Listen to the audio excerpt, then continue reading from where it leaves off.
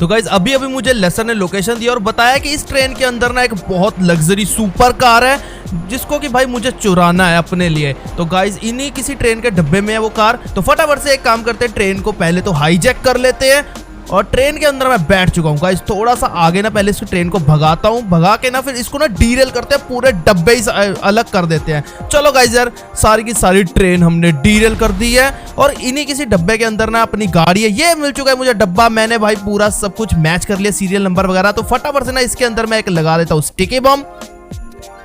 तो स्टिकी बम लग चुका है, अभी इसको ना ब्लास्ट कर देता हूँ। मैं थोड़ा साइड चला जाता हूँ पहले तो। ऑल राइट गाइस, ब्लास्ट हो चुका है और ये रही वो लग्जरी सुपर कार। भाई सब क्या कार है गाइस, फरारी है यार ये। गाइस मुझे जल्दी